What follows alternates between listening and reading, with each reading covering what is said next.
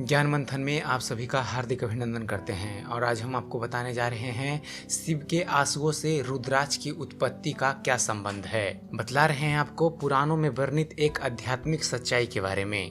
दोस्तों, विषधारक नीलकंठ रौद्र रूप शिव को संहारक और दुखों से मुक्त करने वाला माना गया है। दूसरे के दुखों को दूर करने वाले देवादिदेव महादेव दुखों के सागर में डूब जाएं और रोने लगे, ऐसा संभव नहीं लगता। पुराणों में ऐसा वर्णित है कि एक बार ऐसा भी हुआ था, पर संपूर्ण ब्रह्मांड को संकटों से निजात दिलाने वाले शिव को आखिर क्या हुआ कि वो रोने लगे और क्या हुआ जब वे रोए।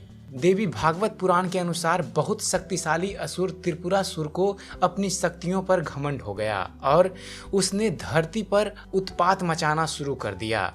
वह देवताओं और ऋषियों को भी सताने लगा। देव या ऋषि कोई भी उसे हराने में कामयाब नहीं हुए तो ब्रह्मा, विष्णु और दूसरे देवता भगवान शिव के पास त्रिपुरासुर के वध की प्रार्थना लेकर आए। भगवान शिव यह सुनकर बहुत द्रवित हुए और अपनी आंखें योग मुद्रा में बंद कर ली। थोड़ी देर बाद जब उन्होंने आंखें खोली तो उनसे अश्रु बूंद धरती पर टपक पड़े। कहते हैं जहाँ जहाँ शिव के आंसू की बूंदें गिरी वहाँ वहाँ रुद्राक्ष का वृक्ष उग आए। रुद्र का अर्थ है शिव और अक्ष का मतलब होता है आँख, जिसका अर्थ है शिव का प्रलयकारी तीसरा नेत्र। इसलिए इन पेड़ों पर जो फल आए उन्हें रुद्राक्ष मोती कहा गया। तब शिव ने अपने त्रिशूल से त्रिपुरासुर का वध कर पृथ्वी और देवलोक को उसके अत्याचार से मुक्त कराया। धरती पर रुद्राक्ष और इसकी माला का बहुत ही ज्यादा महत्व है। पुराणों के अनुसार रुद्राक्ष की माला धारण करने वालों पर शिव की कृपा होती है।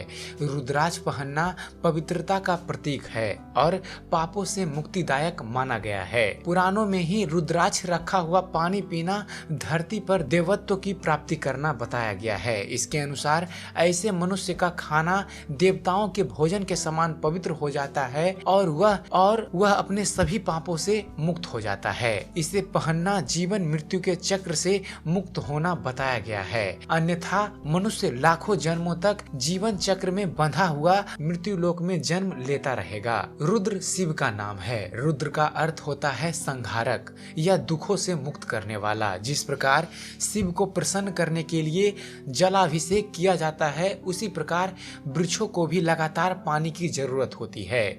शिव ने अपनी बाजुओं पर इस रुद्राक्ष माला को धारण किया है। संकट और जीवन रक्षा के लिए शिव की आराधना के लिए किए जाने वाला महामृत्युंजय जाप रुद्राक्ष माला के बिना संभव नहीं है। अलग अलग पुराणों में रुद्राक्ष के जन्म की कई कथाएं वर्णित है। शिव पुराण के अनुसार एक बार हजारों वर्षों तक तपस्या में लीन रहने के बाद भगवान शिव ने तो इतने लंबे समय बाद आंख खुलने के कारण उनकी आंखों से आंसू की कुछ बूंदें टपक पड़ी, जिनसे रुद्राक्ष वृक्ष उग आए और धरती वासियों के कल्याण के लिए इस वृक्ष के बीजों को धरती पर बांटा गया। ऐसी ही एक कथा के अनुसार हजारों वर्षों तक तपस्या में लीन शिव ने जब आंखें खोली तो धरती वासियों को असीम दर्द में डूबा देख उनका हृदय द्रवित हो उठा और उनकी आंखों से आंसू निकल गए। दर्द भरे उनके गर्म आंसुओं से धरती पर गिरने से रुद्राक्ष वृक्ष पैदा हुए। शास्त्रों में रुद्राक्ष धारण करना